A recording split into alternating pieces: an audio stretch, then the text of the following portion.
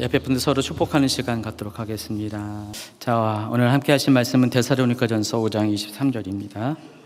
3주 연속 같은 본문이라서 이제 외울 만도 하겠죠. 그래도 약간 치맥기 있는 분들을 위해서 저를 포함해서 같이 읽도록 하겠습니다.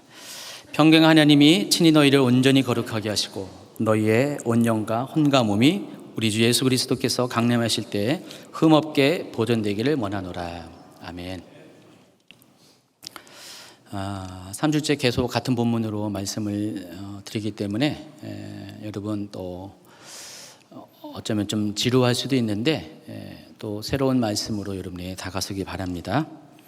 자, 오늘은 지난주에 이어서 당신의 혼은 건강하십니까? 라는 주제의 설교를 좀 본격적으로 해드리겠습니다. 지난주에는 원래 이 제목을 이렇게 잡았다가 앞부분에 다른 이야기를 많이 했어요. 특별히 최 목사님이 그 영과 관련된 영의 건강 관련돼서 그 전주에 말씀을 했고, 제가 또 한 번 더 이 부분을 더 짚고 넘어가는 그런 시간에 대해서 정작 하고자 하는 이야기는 뒷부분에 조금 잠깐 맛보기로 했습니다. 그래서 오늘은 본격적으로 그 당신의 혼은 건강하십니까? 우리의 혼에 관한 이야기를 다뤄드리도록 하겠습니다. 그런데 이제 내용이 또 이렇게 나눠지게 돼 있어요. 오늘은 그 중에서 3분의 1만 할 겁니다. 그래서 앞으로 2번의 설교를 더 같은 본문으로 해드릴 것입니다. 자, 우리가 먼저 알아야 될 것이 우리의 영혼육이 건강해야 될 이유에 대해서 좀 아셔야 됩니다. 첫 번째는 우리가 영혼육이 건강해야지만 우리가 균형 잡힌 삶을 살 수가 있습니다. 자, 뭐든지 우리가 균형이 참 중요합니다. 어느 한쪽으로 치우치면 안 됩니다. 그래서 우리가 영혼육에 대한 이해가 필요한 이유가 바로 이것을 잘 알아야지 우리가 영이 어떻고 혼이 어떻고 육이 어떻고 이런 것들을 잘 알아야지 균형 잡힌 삶을 살 수가 있습니다. 우리가 영혼육을 어떻게 바라보고 이해하는가에 따라서 우리가 모든 면에서 균형 잡힌 삶을 살 수도 있고 반대로 또 한쪽으로 치우친 삶을 살 수 있다는 것을 여러분이 아시기 바랍니다. 두 번째로 우리 영혼육이 건강해야 될 두 번째 이유는 우리가 주님 앞에 온전히 설 수 있게 하기 위해서입니다. 오늘 이렇게 본문 말씀에처럼 우리 주님은 나중에 우리를 만나시게 다시 오십니다. 공중에 강림하실 때 우리에게 요구한 것이 뭡니까? 흠없이 보존되기를 원합니다 라고 말씀하셨어요. 자, 그런데 그 흠없이 보존되어야 될 것이 뭐냐? 영혼육입니다. 영혼육 모두가 다 온전하고 거룩하게 보존되기를 원하신다고 말씀하셨습니다. 우리가 이 세 가지 모두를 소홀히 할 수 없는 이유가 여기에 있습니다. 우리 모든 것이 균형 잡혀야 되고 또 온전할 이유가 우리가 주님을 다시 볼 때 주님께서 우리에게 요구하신 것이 영도 혼도 육도 다 흠없이 보존되기를 원하시기 때문에 그렇다는 것입니다. 자, 그런데 그 중에서도요 특히 혼이 건강해야 될 이유가 있습니다. 혼이 하는 역할 때문에 그렇습니다. 혼은요 우리 삶의 균형을 잡아주는, 특별히 영의 균형을 잡아주는 데 있어서 혼의 역할이 상당히 중요하다는 것을 아시기 바랍니다. 그래서 영의 건강은 혼의 건강에 의해서 결정이 됩니다. 또 육적인 삶도 마찬가지인데 혼이 건강해야 육적인 삶도 거룩하고 건전한 삶을 살 수가 있습니다. 이처럼 혼의 역할은 영과 육의 균형을 맞춰가도록 도와주는 균형자, 조정자의 역할을 하고 있습니다. 그래서 내 혼이 어느 위치에 서 있느냐에 따라서 나는 영적인 사람이 될 수 있고 반대로 육적인 사람도 될 수 있다는 것입니다. 혼은 세 가지 기능을 갖고 있는데 먼저는 이제 지적인 기능입니다. 그러니까 마음 안에 들어오는 생각과 정보들을 받아들이고 분석하고 판단하는 능력을 가리키고요. 또 정적인 기능은 마음 안에 일어나는 어떤 감정적인 이야기를 말하는 것입니다. 그래서 정서적인 영역에 대해서 감지하고 반응하는 기능이 혼의 정적인 요소입니다. 또 혼의 의적인 기능은 어떤 상황에 대해서 내가 어떻게 그것을 반응하고 행동할지를 결정하는 그런 기능을 말하는 것입니다. 그래서 이 지정인은 서로가 동시에 작용이 되는 것입니다. 어느 한쪽만 이렇게 작용되는 것이 아니라 이 세 가지 모두가 통합적으로 작용을 합니다. 그래서 지가 정보를 습득하는 기능이고 정이 어떤 상황을 인지하는 기능을 가리킨다면 의는 그것을 통해서 무엇을 결정하는 기능을 말하는 것입니다.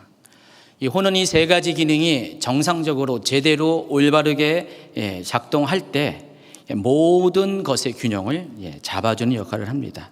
그래서 마음에 들어오는 생각과 느껴지는 감정을 인식해서 그것을 분석하고 판별한 후에 행동을 하기까지 결정하는 데 있어서 이 혼의 역할이 그런 중요한 기능을 발휘하고 있다는 것입니다. 그래서 우리가 이 혼이 건강하지 못하면은 어느 한쪽으로 쏠릴 수밖에 없어요. 건강하지 못한 사람의 특징, 혼이 건강하지 못한 사람의 특징은 지나치게 영적이에요. 또 지나치게 육적이라는 것입니다. 그러니까 혼이 건강하면은 이 지나친 것에 대해 통제가 가능합니다. 그래서 혼이 건강한 사람의 특징은 영적이면서도 또 육적인 것에서도 소홀하지 않는 어떤 균형이 그 삶 가운데 있다는 것입니다. 이처럼 사람의 영혼육 중에서 가장 중요한 것이 혼이에요. 어떤 분들은 영이 굉장히 중요하다고 생각하지만은 실은 영의 균형을 잡아주는 것이 혼이기 때문에 근본적으로 본질적으로는 혼이 더 중요하다는 것을 아시기 바랍니다. 혼이 건강해야 모든 것이 건강합니다. 혼은 무엇을 말하는 거죠? 여러분의 마음을 가리키는 것이에요. 여러분의 마음이 건강해야지 여러분의 삶의 모든 영역들이 다 균형 잡힌 건강한 모습으로 살 수가 있다는 것입니다. 그래서 혼의 건강을 지킨다는 것은 마음을 지키는 것과 같은 이야기예요. 그래서 우리가 마음을 지킬 때는 두 가지 측면에서 우리가 생각해 볼 수가 있습니다. 첫 번째가 먼저는 더러워진 마음을 청결히 하는 것이 마음을 지키는 것이에요. 마음의 건강을 위해서는 여러분 속에 있는 더러운 것들이 마음 안에 있는 것이 깨끗해져야 한다는 것입니다. 그래서 내 안에 있는 모든 불순물들과 또 여러 가지 문제들이 먼저 해결되어야 됩니다. 두 번째는 이 청결해진 마음 안에 들어오는 생각을 지키는 것입니다. 또다시 청결해진 마음이 더러워져서는 안 되기 때문에 그렇습니다.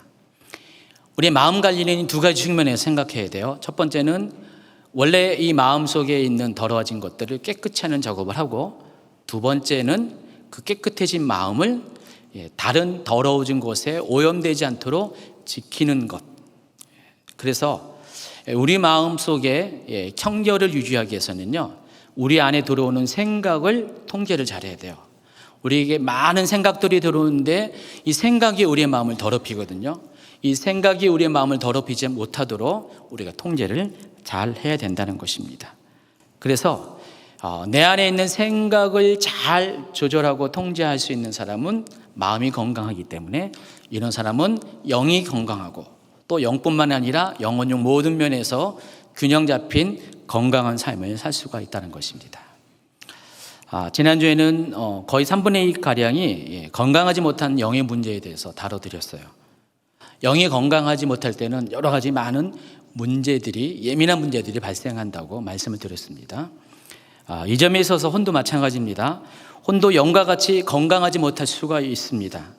그래서 우리가 특별히 영적인 사역을 하는 사람일수록 영을 관리하는 것보다 더 중요한 것이 혼을 잘 관리해야 됩니다. 그러니까 마음을 잘 관리해야지 영적인 사역도 건강하다는 것입니다. 그러니까 내 혼이 먼저 건강한가를 점검한 후에 그런 사역을 해야지 문제가 없다라는 것입니다. 성경은 이것을 확인하는 방법으로 하나님 말씀에 대한 우리의 마음의 반응이 어떠한가를 살펴볼 것을 제안합니다. 그래서 마태복음 13장, 누가복음 8장에 보면요, 씨 뿌린 자의 비유가 나오는데 이 씨 뿌린 자의 비유를 통해서 내 마음의 상태가 어떠한지를 확인할 수가 있습니다. 자, 누가복음 8장을 같이 읽어드리도록 하겠습니다. 누가복음 8장 4절부터 8절을 먼저 같이 읽습니다. 각 동네 사람들이 예수께로 나와 큰 무리를 이루니 예수께서 비유로 말씀하시되 씨를 뿌리는 자가 그 씨를 뿌리러 나가서 뿌릴새 더러는 길가에 떨어짐에 밟히며 공중의 새들이 먹어버렸고 더러는 바위 위에 떨어짐에 싹이 났다가 습기가 없으므로 말랐고 더러는 가시떨기 속에 떨어짐에 가시가 함께 자라서 기운을 막았고 더러는 좋은 땅에 떨어짐에 나서 100배의 결실을 하였느니라. 이 말씀을 하시고 외치시되 들을 귀 있는 자는 들을지어다. 여러분 들을 귀 있습니까? 무슨 뜻인지 이해하시겠죠? 근데 그때 사람들은 잘 이해가 안 된 것 같아요. 그래서 예수님께서는 이 비유를 또다시 풀어주십니다. 9절부터 이런 말씀이 있습니다. 제자들이 이 비유의 뜻을 물으니 이르시되 하나님 나라의 비밀을 아는 것이 너희에게는 허락되었으나 다른 사람에게는 비유로 하나니 이는 그들로 보아도 보지 못하고 들어도 깨닫지 못하게 하려 함이라. 같이 있습니다. 이 비유는 이러하니라. 씨는 하나님의 말씀이요 길가에 있다는 것은 말씀을 들은 자니 이에 마귀가 가서 그들이 믿어 구원을 얻지 못하게 하려고 말씀을 그 마음에서 빼앗는 것이요 바위 위에 있다는 것은 말씀을 들을 때 기쁨으로 받으나 뿌리가 없어 잠깐 믿다가 시련을 당할 때 배반하는 자요 가시떨기에 떨어졌다는 것은 말씀을 들은 자이나 지내는 중 이생의 염려와 재물과 향락의 기운이 막혀 온전히 결실하지 못하는 자요 좋은 땅에 있다는 것은 착하고 좋은 마음으로 말씀을 듣고 지키어 인내로 결실하는 자니라. 자, 그래서 이 네 가지 마음밭의 비유를 통해서 우리가 하나님 말씀에 반응하는 사람의 마음의 상태에 대해서 알 수가 있습니다. 자, 길가밭은 견고한 생각의 진으로 인해서 고집스럽고 교만한 마음을 가리킵니다. 또 돌짝밭은 상처난 마음을 가리키고 또 가시떨기밭은 두 마음을 의미합니다. 좋은 밭은 이런 모든 문제가 사라지고 정말 거룩하고 온전한 마음, 건강한 마음을 가리킵니다. 그래서 이 첫 번째부터 세 번째 이 마음의 밭은 우리의 혼과 관련돼서 혼에 문제가 있는 것들을 직접적으로 설명하는 것입니다. 여러분 이 세 가지의 마음 밭은요 혼의 세 가지 요소와 똑같아요. 지정의의 그런 기능에 있어서 각각 문제가 있는 것이 이 세 가지의 마음 밭으로 표현이 됐다는 것입니다. 그래서 앞으로 이 3주 동안은 이 세 가지의 마음밭에 대해서 소개를 할 겁니다. 그 중에서 오늘은 길가밭과 관련된 이야기만 설명을 해드리겠습니다. 여러분 길가밭은 특징이 어떻습니까? 땅이 단단해서 씨가 떨어져도 땅 속에 들어갈 수 없는 밭입니다. 그렇기 때문에 새가 와서 씨를 먹어버리는 특징을 갖고 있습니다. 예수님께서 이 비유를 풀어주시면서 씨는 하나님의 말씀을 의미한다고 해주셨어요. 그리고 새는 무엇을 의미하죠? 마귀를 의미합니다. 사람의 마음이 길가밭처럼 단단하게 되면요, 하나님의 말씀이 여러분의 마음밭에 떨어져도요, 이것이 마음속에 들어가지 못합니다. 뿌리가 내리지 못하니까 어떻게 됩니까? 마귀가 와서 그것을 빼앗아 갑니다. 그런 마음의 밭은 결실치 못합니다. 자, 우리가 이것을 구원과 관련되면 어떻게 할까요? 하나님 말씀이 우리 안에 들어와서 이것이 믿음이 되어서 자라야지만 구원을 받는데 처음부터 하나님 말씀이 내 마음속에 들어오지 못하기 때문에 이런 사람들은 어쩌면 구원을 받지 못할 수가 있다는 것입니다. 그래서 길가밭은 이 마음의 세 가지 기능 중에서 지적인 요소와 관련이 있습니다. 그런데 문제는 이 잘못된 지식으로 인해서 이 마음이 단단해져서 하나님 말씀을 받아들이지 못하는 상태를 가리킵니다. 그 결과 단단한 땅에 뿌리가 내리지 못하듯 이 말씀 자체를 받아들이지 못하고 거부하는 그런 모습을 보이는 것이 바로 길가밭의 마음이란 것입니다. 다른 말로 하면 교만한 마음을 가리킵니다. 이런 마음을 가진 사람의 특징은 사람들은 이런 사람을 보면서 저 사람 정말 혼이 강해, 혼적이야 라고 말을 합니다. 혼적이다라고 하는 사람의 특징은 고집이 세요. 마음이, 자기 주장이 굉장히, 자기 가치관이 굉장히 강한 사람이라는 것입니다. 사람 말도 듣지 않거니와 심지어 하나님 말씀도 듣지 않습니다. 이는 그 마음 안에 자기 생각, 자기 인간적인 생각과 사상과 경험들로 가득 채워 있기 때문에 그렇습니다. 그래서 그것이 신념이 되었어요. 확신이 되어서 마음 안에 견고한 진을 만들어 버렸습니다. 자, 자, 이런 사람은 고집센 모습으로 비춰지고요. 또 타인의 생각과 권면에 대해서 굉장히 배타적이고 교만합니다. 다른 사람의 권면은 전혀 안 듣고요. 목회자와 같은 영적 권위자가 말하는 것에 대해서도 전혀 콧방귀도 끼지 않습니다. 제가 설교를 하다 보면은요, 하나님 말씀을 이렇게 여기 설교에서 이렇게 설교를 할 때 아멘 아멘 하면서 잘 이렇게 빨아들이는 분들이 느껴져요. 근데 어떨 때는요, 말씀이 막 튕겨져 나오는 그 느낌. 여러분 그거 아세요? 모를 거예요.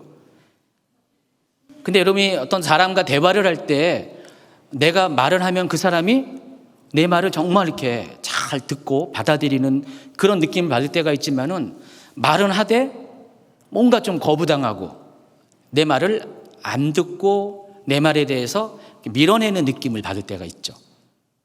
동일한 느낌입니다. 이 고집센 마음을 가진 사람에게는 이 길가밭의 마음을 가진 사람에게는 그런 것들이 우리에게 보여진다는 것입니다. 그래서 이런 사람은요, 주변 사람들과 관계 형성이 쉽지가 않습니다. 사람들하고 소통하기가 어려워요. 그래서 말이 통해야지 소통하잖아요. 말이 안 통하니까 갈등하고 충돌을 많이 일으킵니다. 그래서 점점점 자기 혼자만의 그런 세계 가운데 빠져버립니다. 굉장히 독립적인 사람이 되는 것이에요. 영적인 사역을 하는 사람의 문제 중에 하나가 이런 독립적인 분이 좀 있어요. 근데 알고 보면 이 사람의 문제는 영적인 문제 이전에 이 혼적인 문제라는 것입니다. 이 사람이 원래 그렇기 때문에요. 이 혼이 건강하지 못하기 때문에, 마음이 그렇기 때문에 영적인 사역을 해도 굉장히 독립적으로 사람과 이렇게 같이 교류하지 못하는 그런 행동을 한다는 것입니다. 그래서 이렇게 단단한 마음을 가진 사람은 하나님 은혜를 경험하는 것이 너무나 어려워요. 왜냐하면 마음속에 아예 그 문을 척거덩 잠가버리고 시작하기 때문에 그렇습니다. 처음부터 하나님 말씀이 그 마음속에 들어가지 못하기 때문에, 뿌리조차 내리지 못하기 때문에 결실이라는 것은 기대하기가 어렵다는 것입니다. 우리의 마음은요, 하나님 말씀을 들어야지만 믿음으로 성장을 합니다. 근데 이 믿음이 성장할 수 없도록 아예 처음부터 마음밭이 닫혀 있으면은 이런 사람은 믿음의 성장을 할 수가 없다는 것입니다. 만약에 여러분 안에 이런 모습이 있다면은 난 건강하지 못한 사람이라는 것을 깨닫기 바랍니다. 그래서 좀 더 실제적이고 구체적인 이야기들을 세 가지 경우를 통해서 여러분에게 말씀을 드리도록 하겠습니다. 먼저는 고집스러운 마음입니다. 고집스러운 마음은 혼이 건강하지 못한 사람이 가장 많이 보이는 보편적인 현상 중에 하나입니다. 자기 주장이 너무 강해서 남의 말을 듣지가 않습니다. 무조건 내 생각이 옳아요. 다른 사람의 주장은 별로 중요하지 않습니다. 다른 사람은 무조건 내 생각을 따라주어야 한다고 생각하는 사람이 있다는 것입니다. 자, 이런 사람과 대화를 하면요, 항상 대화의 주도권이 그 사람에게 있어야 돼요. 딴 사람이 이 대화를 주도하면요, 굉장히 속상하고요, 기분 나쁩니다. 자기는 한 90% 말을 해요. 상대방이 한 10% 말을 하면은 그게 굉장히 기분 나쁜 거예요. 무조건 내 말이 그 사람에게 우선적으로 들려줘야 된다는 것입니다. 그래서 이런 사람은 굉장히 대화 자체가 일방적입니다. 상대방 어떨까요? 어쩔 수 없이 들어주시면 어떻게 해요?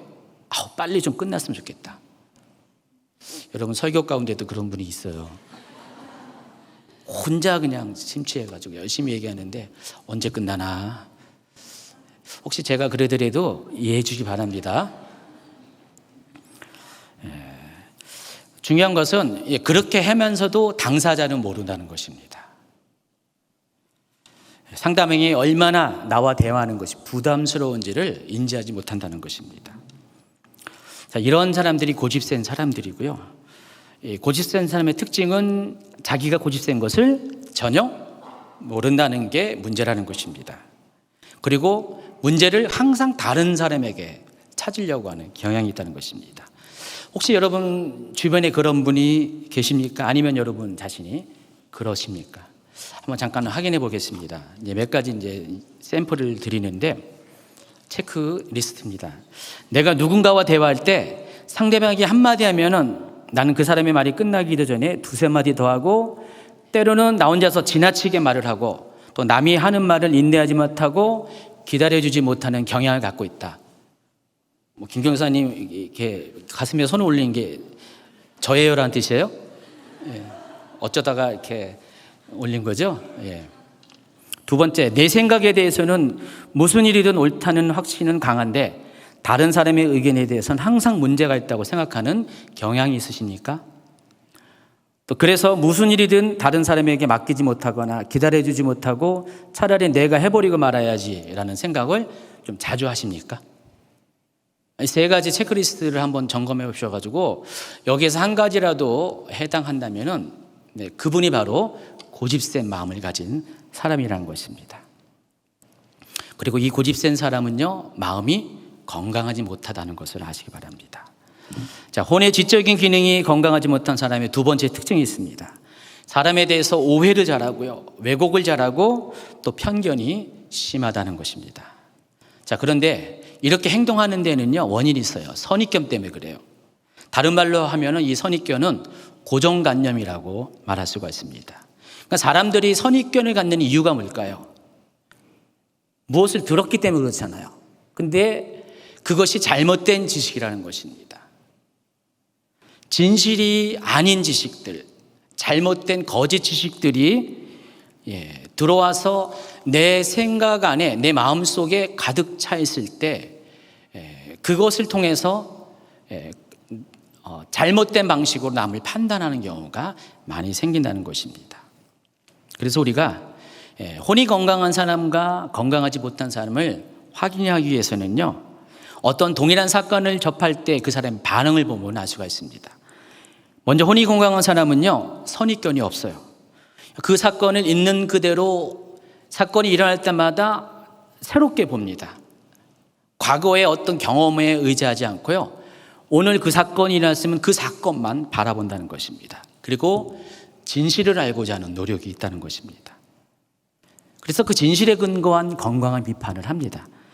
그렇지만 혼이 건강하지 못한 사람은요, 사건에 대한 진실을 알기보다는 이미 자기가 정해놓은 자기의 선입견, 고정관념에 비추어서 모든 것들을 거기에 비춰서 판단한다는 것입니다.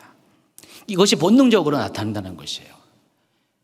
어떤 사건이 새로운 사건이면 새로운 관점에서 봐야 되는데 내 고정관념, 선입견에서 그것을 판별하라고 노력한다는 것입니다. 그래서 이런 사람에게는 아무리 진실을 이야기해도요, 그것을 받아들이지가 않습니다. 무조건 자기가 옳은 것입니다. 왜냐하면은 거짓된 것임에도 불구하고 그 사람의 생각에는 그것이 진실이라고 확신을 하고 있기 때문에 그렇습니다. 저도 예전에 이제 이런 분과 오랜 동안 가까이 살았습니다. 아주 가까운 주변에 있는 사람이었습니다. 정말 힘들었어요. 물론 지금은 이제 그렇지 않은데 한 십수년 이상, 거의 20년 가까이 이런 성향에 있는 분과 함께 관계가 돼 있기 때문에 몹시 힘든 시간을 보냈습니다. 여러분, 인간관계라는 것은 참 이렇게 어려워요. 끊을 수가 없기 때문에 특별히 가까운 인간관계 가운데 이런 것이 있으면은요, 정말 어려운 힘든 시간을 보낼 수밖에 없습니다. 그 당시 경험했던 가장 큰 힘든 점은요, 아무리 어떤 설명을 해도요, 이해받지 못하고 소통이 안 된다는 벽에 부딪힌 겁니다. 본인의 선입견 안에서 저라는 사람의 존재가 결정이 되는 것입니다. 그러니까 그분에게서 내가 누구인 것은 내 말과 행동과 생각이 아니에요. 그분의 생각 속에 있는 접니다. 그러니까 그분의 생각에 갇혀 있는 제가 바로 그분에게는 저예요. 때로는 이게 맞지 않을 때가 많이 있죠. 그리고 시간이 가면 갈수록 저는 바뀌는데, 저는 새로워지는데, 과거에 10년 전, 20년 전에 제가 그분에게 있어서 현재의 저라는 것입니다. 그래서 그것 기준으로 저를 생각하고 판단하기 때문에 많은 오해가 있고요, 또 왜곡이 있고 편견이 있었습니다. 그래서 제가 그 당시에는 마치 무슨 그물에 갇혀 있는 느낌이었어요. 빠져나가지 못하는 그물, 어떤 인간관계에 오해와 왜곡과 편견의 그물 속에 갇혀서 굉장히 힘든 시간을 보냈습니다. 감사하게도 하나님께서 어느 순간에 그물을 치워주고 자유롭게 해주셨어요. 저도 변했고 또 그분도 변해서 굉장히 많은 것들이 바뀌었습니다. 그래서 정말 저는 이제 누구보다도 이 오해와 왜곡과 편견의 그물이 어떤 것인가에 대해서 좀 많이 몸으로 체험을 했습니다. 세 번째 특징입니다. 혼이 지적인 기능이 건강치 못한 사람의 세 번째 특징은 사람에 대해서 쉽게 판단하고 또 누군가에 대해서 책임을 회피하려고 하는 경향이 많이 있다는 것입니다. 그러니까 교회를 포함해서 많은 공동체들이 경험하는 문제 중에 하나가 이 혼이 건강하지 못한 사람들이 쏟아내는 많은 판단의 말이 그 공동체를 많이 해친다는 것입니다. 그래서 건강하지 못한 공동체일수록 판단이 많습니다. 교회도 마찬가지입니다. 이 판단체는 공동체를 기초부터 흔드는 치명적인 질병입니다. 만약 이것을 방치하면 어떻게 돼요? 언젠가는 공동체가 약해지고 무너지게 된다는 것입니다. 우리가 보통 이런 찬양 많이 하잖아요. 당신은 사랑받기 위해 태어난 사람. 입으로는 이렇게 찬양을 하는데요. 우리 삶 가운데, 대화 가운데 어떻게 합니까? 당신은 판단받기 위해 태어난 사람. 이렇게 한다는 것입니다. 같은 입으로 찬양은 그렇게 해도 우리의 말은 늘 언제나 그 사람이 판단받으려고 존재하는 사람인 것처럼 계속해서 판단의 말을 그 사람을 향해서 쏟아놓는다는 것입니다. 혼이 건강하지 못한 사람들은요, 어떤 사건, 어떤 상황 가운데 자신이 일으킨 생각과 감정이 진실이 아님에도 그것이 마치 진실인 것처럼 생각을 합니다. 그래서 그것을 기정사실화하는 착각이 자주 있어요. 그래서 그것을 통해서 남을 판단하는 일에 그런 착각들이 많이 사용된다는 것입니다. 제가 지난주에 이제 영의 기능 중 이 잘못된 직관의 문제를 갖고 있는 사람이 있다고 했잖아요. 가령 내 영이 막 그걸 느꼈다. 심지어 2014년 한국 전쟁 루머가 있을 때 내 영이 지금 북한군이 땅굴을 통해서 저기 서울 중심부 가운데 지금 들어와 있다. 내 영이 느꼈다. 그렇게 생각하신 분이 있다고 했잖아요. 혼의 문제죠. 영의 문제죠. 근데 알고 보면은 혼의 문제라는 것입니다. 이분의 혼이 건강하지 못해서 그렇게 착각을 하는 것이에요. 이게 영의 문제로 발전됐다는 것입니다. 그래서 착각이 문제인 이유는 자기 혼자 착각하면 되는데 이 착각으로 끝나는 것이 아니라 남을 판단하고 정죄하는 것으로 이어지기 때문에 그렇습니다. 그래서 이런 분들은 자기의 착각을 가만히 두지 않고요, 늘 언제나 이 착각을 토대로 부정적인 이야기들을 막 쏟아놓습니다. 교회 안에 이렇게 소문이 많이 있습니다. 안 좋은 소문이 많은데 거슬러 올라가면은요, 잘못된 오해와 착각이 이런 문제를 일으켰다는 것들을 많이 확인하게 됩니다. 그래서 이 착각으로 인한 이 열매들이 판단과 정죄라는 것입니다. 그리고 이렇게 행하는 분들의 대부분이 혼이 건강하지 못하기 때문에 그렇습니다. 그래서 우리가 남을 판단하고 정죄하는 잘못을 저지르지 않기 위해서는요, 근거 없이 오해하고 착각하는 이 습관으로부터 내 혼을 지켜야 한다는 것입니다. 그래서 여러분 권면합니다. 어떤 일인지 명확하게 그 사실이 알게 되기 전까지는요, 일단 말하지 마시기 바랍니다. 여러분, 이렇게 여러분이 알고 있는 지식이 진실이라는 것을 어떻게 장담할 수가 있습니까? 많이 놀라잖아요. 내가 이렇게 말을 해버렸는데 나중에 알고 보면은 진실이 아니었어. 그런 것들이 너무 자주 일어나거든요. 그래서 두세 사람이 모이면 어떻게 돼요? 기도해야죠. 예배해야 되죠. 근데 우리 현실은 두세 사람이 모이면은 남을 판단하는 이야기를 많이 한다는 것입니다. 여러분, 이렇게 그 중에 어떤 한 사람이라도요, 두세 사람 중에서 한 사람이라도 만약에 그렇게 행동하는 그런 모습이 보인다면은 그렇게 하지 않도록 스탑을 시켜야 된다는 것입니다. 누군가가 이것을 먼저 이렇게 하면은 남들도 하지 않게 됩니다. 여러분 두세 사람이 모인 곳에는 항상 기도하세요. 항상 예배하세요. 하나님을 높여주시기 바랍니다. 판단하는 말 절대로 하시기 말기 바랍니다. 사람들의 심리 안에는요, 누군가에게 원망과 불평이 생기면은 쏟아놓고자 하는 것이 있어요. 왜냐하면 가슴이 답답하거든요. 그런데 그 대상이 불명합니다. 구체적이지 않아요. 특정되지 않으면 어떻게 돼요? 권위자에게 그것들을 쏟아놓습니다. 요즘 이렇게 가장 욕 많이 먹는 직업이 뭔지 아시죠? 대통령입니다.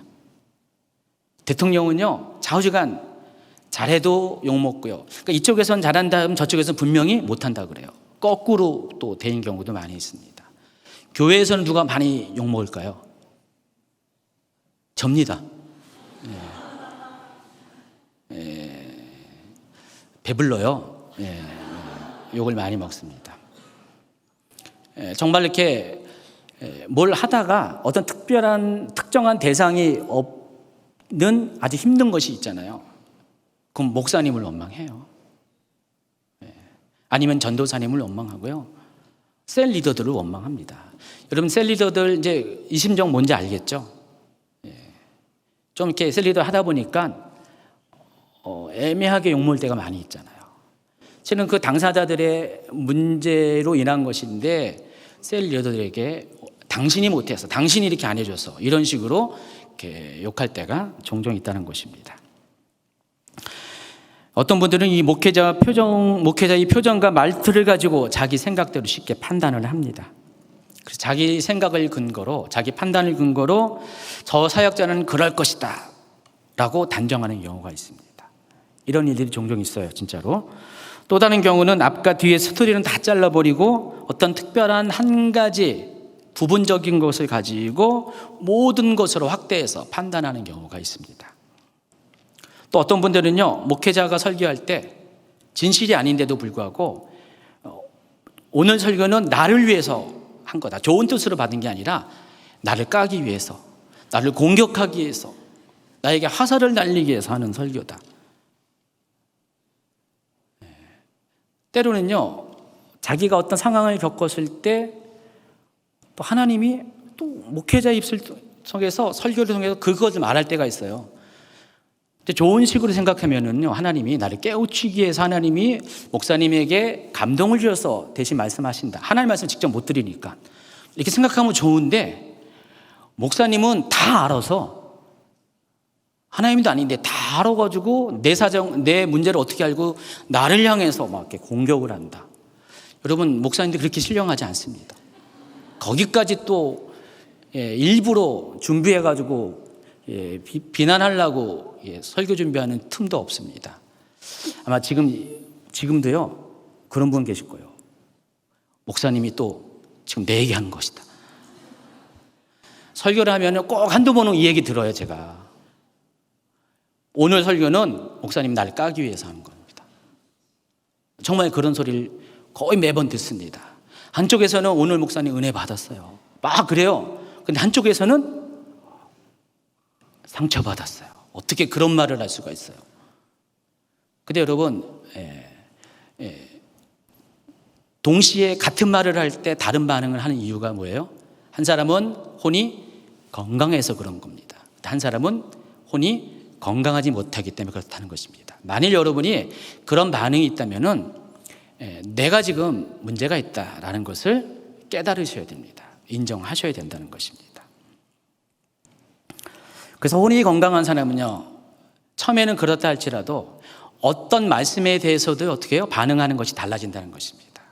이전에는 오해하고 왜곡하고 판단하고 그것 때문에 상처받고 또 남을 상처 주는 그런 모습을 보였다면은 점점 혼이 건강해지면요, 그때부터는 그런 습관들이 사라지게 된다는 것입니다. 어떤 말을 해도 나를 위로하고 격려하고 나의 삶을 하나님께서 교정시키게 한 하나님의 인도하심이다라고 긍정적으로 받아들이게 된다는 것입니다.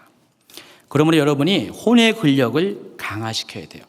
부실체력을 그대로 두면 어떻게 돼요? 항상 자잘한 문제를 생길 수밖에 없다는 것입니다. 그리고 또 혼의 문제가 영의 문제로 확대가 될 수가 있어요. 이 부분은 이따가 다룰 것입니다.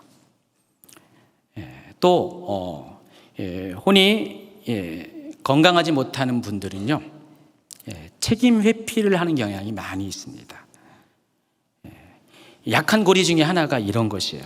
어떤 상황에 직면하면은요, 그 상황이 굉장히 두렵습니다. 그래서 그 책임을 회피하려는 경향들이 많이 있어요. 제가 지금 얘기하는 것들 여러분 남이 얘기하는 것이라고 듣지 마시고요, 내 얘기한다라고 듣기 바랍니다. 이 건강한 사람일수록요, 자신의 실수와 잘못을 인정하는 것에 대해서 솔직합니다. 당당합니다. 잘못했으면 잘못했다고 말을 합니다. 그리고 용서를 구합니다. 용서를 구할 때도요, 구차한 변명이 없어요. 아주 심플해요. 명확합니다. 만약 억울한 거 있으면은 정당하게 정정을 요구합니다. 근데 혼이 건강하지 못한 사람은요, 모든 것이 명쾌하지 못해요. 자기 잘못을 인정하는 것에 대해서 인색하고요, 자꾸만 빠져나갈 구멍들을 찾습니다. 입술로는요, 제가 잘못했어요 이렇게 말을 해요. 근데 그런데요 하면서, 잘못했다는 말은 한 10%면은 변명이 90%입니다. 이런 분들이 있다는 것입니다. 이렇게 행동하는 데는 두 가지 이유가 있는데, 하나는 자기 잘못을 인정하기 싫은 자존심이 있고요, 또 한 가지는 일의 결과에 대한 두려움이 있기 때문에 그렇습니다. 여러분, 자존심이라는 것은요, 적당한 자존심은 굉장히 좋은 것입니다. 자기 자존감을 높여주는 데 있어서 굉장히 좋은 역할을 하는데, 지나친 자존심은요, 이 잘못된 방식으로 자기 자신을 합리화시키려고 하는, 심지어 자기 잘못까지도 이렇게 합리화시키려 하는 그런 나쁜 행동이라는 것입니다.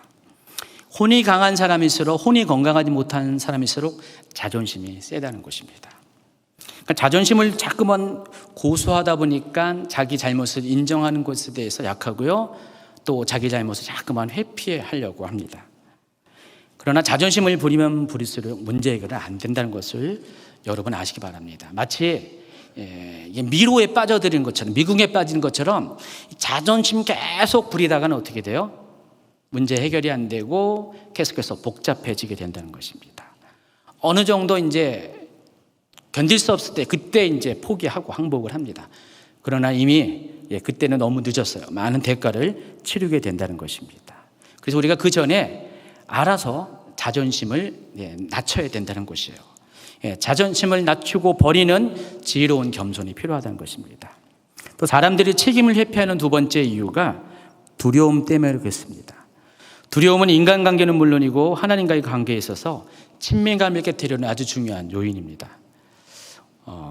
제가 이제 이 부분을 아마 이렇게 이번 여름 수련회 때 제 순서에서 집중적으로 다뤄드릴 것입니다.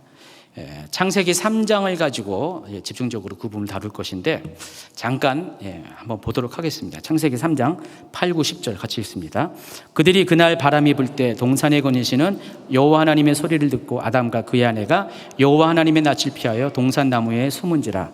여호와 하나님이 아담을 부르시며 그에게 이르시되 내가 어디 있느냐?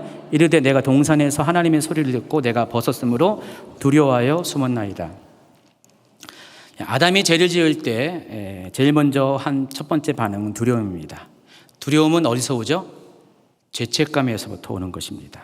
그러니까 죄의 수치를 가리기 위해서 하나님 앞에 아담은 자신의 몸을 숨깁니다. 바로 두려움 때문에 그렇다는 것입니다. 전에 하나님과 아담의 관계는 어떻게 해요? 벗었음에도 불구하고 수치를 느끼지 않았죠. 두려움을 느끼지 않았습니다. 그러나 죄를 지은 후에는요, 죄책감 때문에 수치를 느끼고 수치가 두려움을 갖다 줬습니다. 그래서 그때부터 하나님을 멀리하기 시작합니다. 혼이 건강하지 못한 사람도 마찬가지입니다. 혼이 건강하지 사람의 특징은 하나님과의 친밀감이 급속히 약해진다는 것입니다. 전에는요, 하나님과 대면할 때 어렵지 않았습니다. 하나님을 만나는 것에 대해서 당당했어요. 하나님 가까이 가는 것을 좋아했는데, 이 죄를 지은 후에, 또 혼이 건강하지 못한 후에는요, 하나님 보기가 굉장히 두려워집니다. 또 사람에 대해서도 두려워집니다. 그래서 그 결과 스스로 자신의 수치를 가리고자 엉뚱한 행동들을 많이 한다는 것입니다. 그게 뭐냐? 거꾸로 자기는 약하고 자기는 부족한데 오히려 자기는 강하고 완전한 것처럼 행세를 한다는 것입니다. 여러분 아마 강아지 키우는 분들은 아마 동의할 겁니다. 이 강아지들이요, 겁 많은 강아지들이 보통 그렇게 많이 행동해요. 겁 많은 강아지들이요, 다른 개를 보잖아요.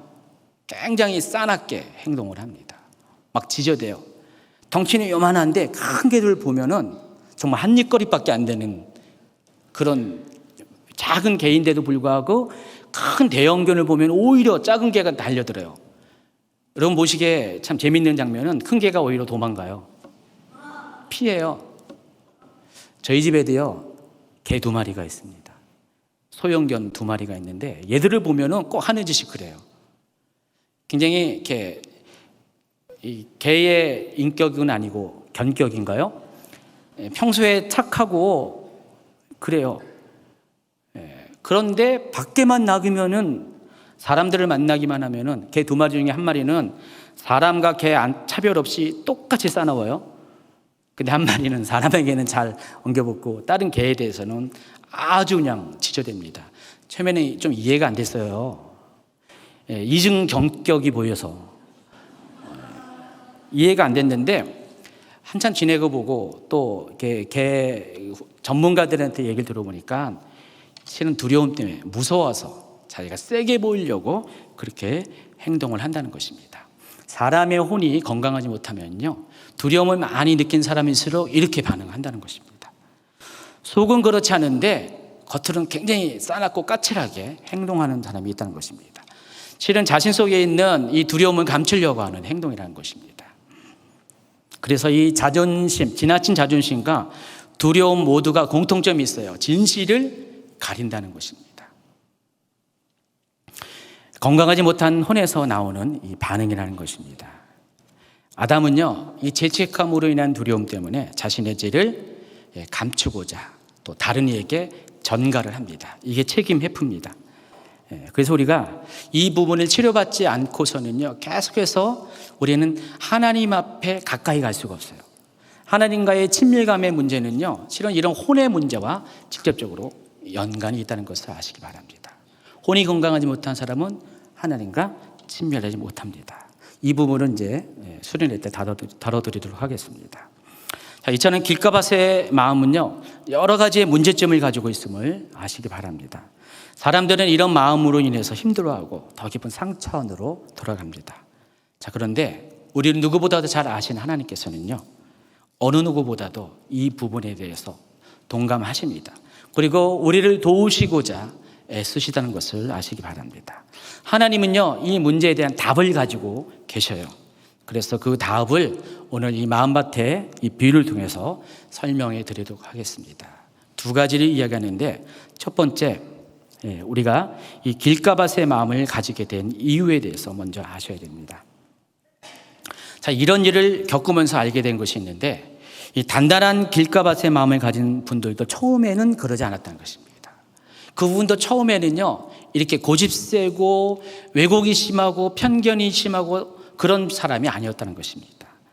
다만 오랜 세월 동안 살다 보니까 이 마음속에 여러 가지가 들어오면서 그것들이 차곡차곡 쌓여질 때, 특별히 부정적인 것들을 경험할 때 자신도 모르게 이것들이 고집스러운 마음과 편견으로 자리 잡고요, 교만한 마음으로 가지게 했다는 것입니다.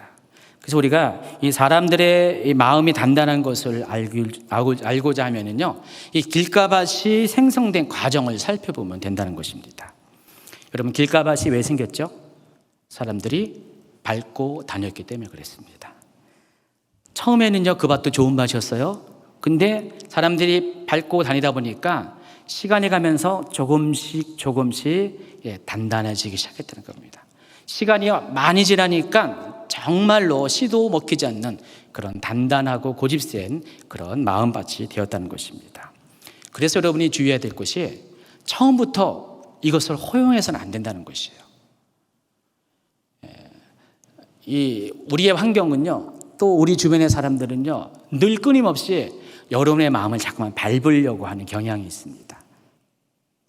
우리가 정말 이 악한 세상에서는 그것을 피할 수가 없다는 것입니다. 자, 그렇다면 여러분이 사람들이 여러분을 밟지 못하도록 스스로를 방어해야 되는 지혜가 필요하다는 것입니다. 계속해서 밟을 때 여러분이 그것을 방치하면은요, 시간이 가면은 어떤 사람도 똑같이 동일하게 마음밭이 단단해지기 때문에 그렇다는 것입니다. 그래서 자신의 인생 가운데 이런 것들을 절대로 허용하지 말아야 된다는 것입니다. 그래서 우리가 이 길가밭의 문제를 해결하는 방법들이 있습니다. 부지런한 농부가 좋은 땅을 유지하기 위해서는요, 계속해서 밭을 끊임없이 기경을 하죠. 풀을 뽑고 땅을 계속해서 갈아엎습니다. 마찬가지입니다. 마음을 관리하는 것도 사람의 마음도 매일매일 새롭게 관리를 해야 됩니다. 농부가 땅을 기경하듯이 사람의 마음밭도 새롭게 날마다 갈아엎는 작업을 해야 됩니다. 부드럽게 하는 작업이 필요하다는 것입니다. 그래서 이것도 두 가지로 이야기합니다. 첫 번째, 여러분 마음의 생각이 굳어지지 않도록 여러분 신경을 쓰셔야 됩니다. 우리가 마음의 생각이 굳어지지 않기 위해서는요, 여러분이 주의해야 될 것이 어떠한 특별한 이 사상과 경험들이 여러분의 마음을 지배하지 못하도록 방어를 해야 한다는 것입니다. 이런 것들이 들어오게 되면요, 어느 순간에 이것들이 견고한 진으로 자리 잡기 때문에 그렇습니다. 고린도후서 우리 10장 4절과 5절을 같이 읽도록 하겠습니다. 세 번역으로 읽습니다. 시작. 싸움에 쓰는 우리의 무기는 육체의 무기가 아니라 하나님 앞에서 견고한 요새라도 무너뜨리는 강력한 무기입니다. 우리는 계변을 무찌르고 하나님을 아는 지식을 가로막는 모든 교만을 쳐부수고 모든 생각을 사로잡아서 그리스도께 복종시킵니다. 그랬습니다. 여기서 견고한 요새라고 표현했어요. 개역 개정에서는 견고한 진이라고 표현했는데, 이 견고한 요새, 견고한 진은 생각의 진을 말하는 것입니다. 우리 안에 생각이 들어오는데 어떤 생각이냐? 하나님을 아는 지식을 가로막는 모든 교만한 생각, 이런 것들이 우리 안에 들어오게 되면 어떻게 됩니까? 이런 것들이 점차 자리를 잡게 되고요, 계속해서 이것이 기경되지 않으면요, 또 다른 것이 들어오면 더 단단해져가지고 어느 순간 되면요, 진을 만들어 버립니다. 여러분, 이 진이라는 것은 영어로 보면 발판을 의미해요. 발판은 뭔지 알죠? 그것을 밟고 다른 단계로 올라갈 수 있는 그런 것을 말하는 것입니다. 진은 그런 것이에요. 우리 안에 이런 견고한 진이 생기면요, 여러 가지 하나님을 대적하는 그런 사상과 생각으로 뭉쳐진 이 견고한 진이 생기면은 그걸 가지고 마귀가 우리를 사용한다는 것입니다. 마귀도요, 여러분을 그냥 근거 없이 사용하는 것이 아닙니다. 마귀도 우리 안에 있는 이 생각의 진을 발판 삼아서 일한다는 것입니다. 여러분, 좋은 밭은 어때요? 밟으면 어떻게 되죠? 부드러워서 발이 쑥 빠집니다. 밟고 올라갈 수가 없어요. 그런데 이 견고한 이 진과 같은 이 고집스러운 마음은요, 마귀가 그것을 발판 삼아서 일하기가 너무나 편한 환경을 제공한다는 것입니다. 그래서 여러분 안에 이러한 생각들이 들어와서 설사 들어온다 할지라도 이 생각들을 고정화시키는 그런 것들을 허용하지 말라는 것입니다. 그래서 이 생각의 진이 견고한 사람들은요, 이걸 가지고 그와 같은 시각을 가지고 많은 것들을 왜곡시키고 또 혼란시켜야 하는 말과 행동을 하게 된다는 것입니다. 설령 그것이 하나님 말씀이라도 마찬가지예요. 하나님 말씀을 제대로 받아들이는 것이 아니라 자기 방식으로 이해하고 자기 뜻과 맞지 않으면 하나님의 말씀도 배격해 버린다는 것입니다. 그래서 우리가 이 문제를 해결하기 위해서 두 번째 같이 있습니다. 올바른 지식인 하나님 말씀으로 마음밭을 갈아엎으라 그랬습니다. 그래서 우리가 우리의 마음밭의 문제를 해결할 수 있는 것도 똑같이 하나님 말씀이라는 것을 아시기 바랍니다. 왜냐하면 하나님 말씀은 오직 하나님 말씀만이 올바른 지식이기 때문에 그래요. 그럼 길가밭의 문제가 뭐라고 했죠? 혼의 지적인 기능에 있어서 건강하지 못한 것이었어요. 그런데 그렇게 된 것이 결정적인 이유가 뭐라고 했어요? 잘못된 지식이 내 안에 들어왔기 때문이에요. 그 잘못된 지식을 방치했더니 계속해서 쌓이고 단단해져서 견고한 진을 잃었기 때문에 그것이 고집이 되고 왜곡이 되고 편견이 되고 또 남을 판단하고 정죄하는 도구로 사용됐다고 그랬습니다. 자, 그렇다면은 이 문제를 해결하기 위해서는 어떻게 해야 돼요? 잘못된 지식은 내버리고 올바른 지식을 넣어주면 된다는 것입니다. 바로 그것이 하나님 말씀이라는 것입니다. 하나님 말씀은요, 내 생각을 수정해주는 올바른 지식이 됩니다. 이 성경은요, 이 하나님 말씀에 대해서 하나님 말씀은 혼과 영과 심령과 골수를 찔러 쪼개기까지 한다고 그랬습니다. 또 마음의 생각과 뜻까지 감찰한다고 그랬어요. 히브리서 4장 12절 한번 읽어볼까요? 하나님의 말씀은 살아있고 활력이 있어 좌우의 날선 어떤 것보다도 예리하여 혼과 영과 및 관절과 골수를 찔러 쪼개기까지 하며 또 마음의 생각과 뜻을 판단하나니. 하나님 말씀은 성령의 검이라고 합니다. 보통 검이 아니라 날선 검이에요. 아주 예리한 검입니다. 하나님 말씀이 우리 마음밭에 들어오게 되면은요, 우리의 혼과 영을 또 간절과 골수까지 찔러 쪼개기까지 한다는 것입니다. 여러분, 하나님 말씀은 우리를 파괴시켜요. 우리 안에 있는 모든 내면의 견고한 진들을 부서뜨리는 역할을 한다는 것입니다. 그래서 하나님 말씀이 강력이에요. 여러분, 하나님 말씀이 제대로 경험하게 되면은 그런 일이 생긴다는 것입니다. 이 길가밭의 마음을 가진 사람과 이 상담을 하면서 느끼는 것이, 이 혼이 건강하지 못한 사람은 인간적인 권면과 대화로는 완전한 해결을 보지 못한다는 것입니다. 본질적인 문제 해결을 볼 수가 없어요.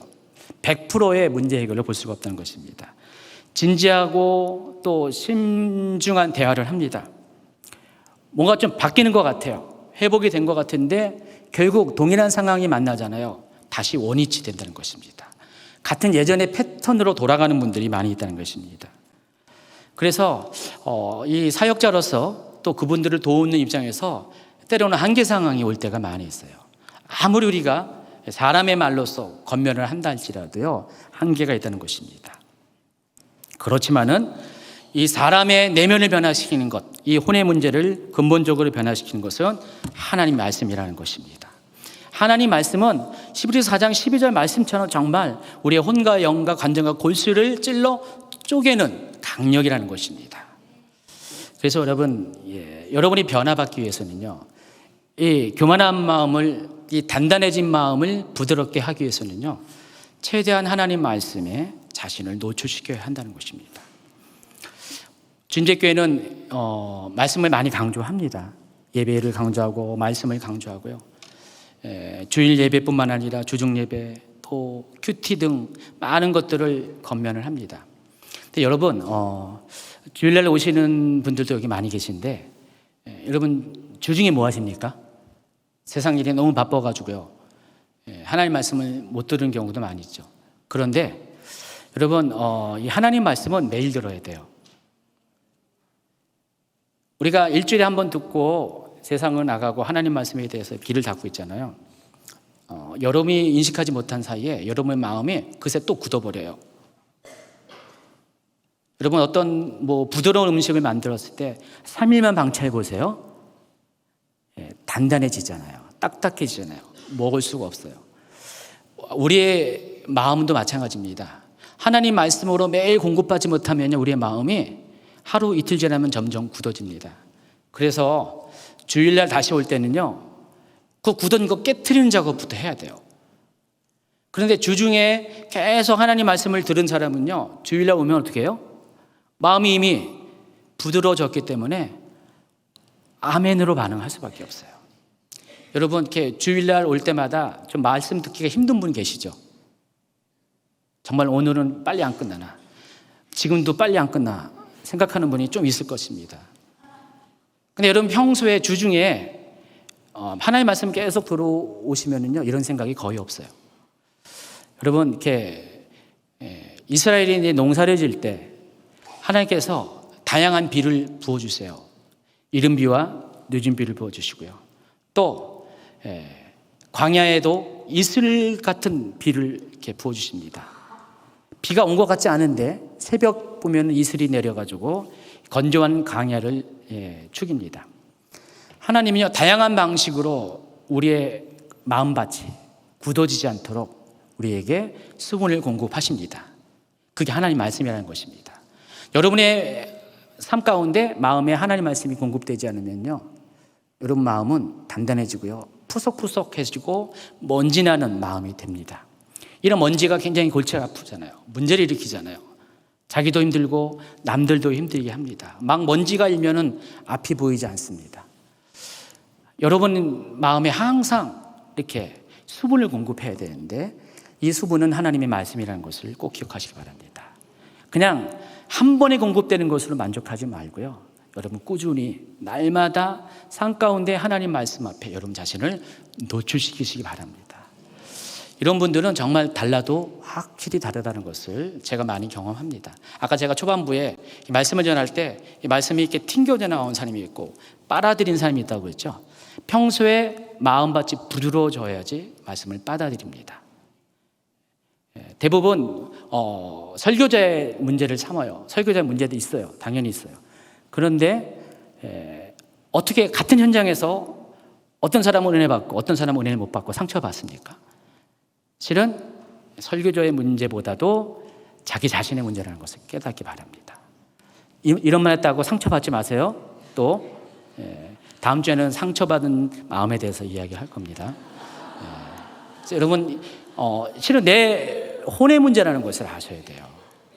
내 혼이 부드럽지 못하기 때문에 그런 거예요. 내 마음밭이 좋은 맛이 되지 않기 때문에 나도 모르게 단단해졌기 때문에 자꾸만 이게 걷어치우고 튕겨져 나가게 하는 그런 행동을 한다는 것을 아시기 바랍니다. 여러분이 아프면은요 매일 약을 먹습니다. 낫기 위해서는요. 또 건강을 위해서도 매일 건강식품을 챙겨 먹잖아요.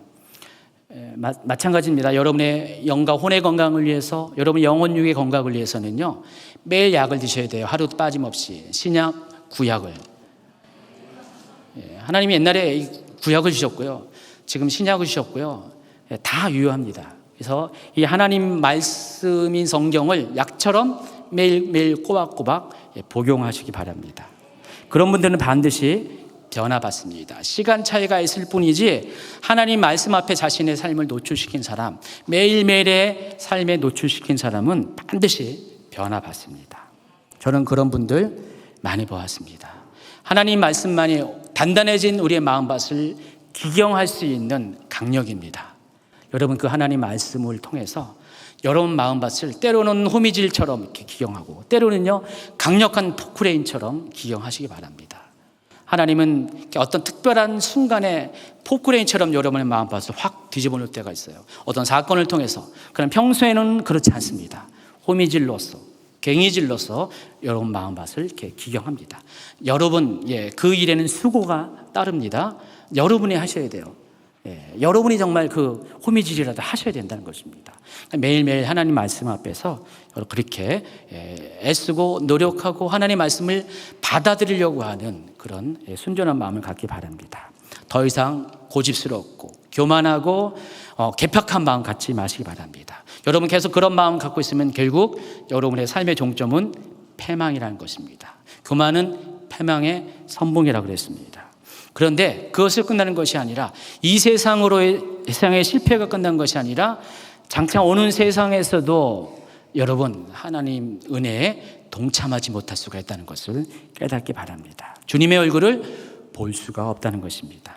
그러므로 길가밭의 문제, 곧 잘못된 세상의 지식과 경험으로 하나님 앞에 단단해진 마음밭을 기경하는 여러분 되시기를 예수님을 축원합니다.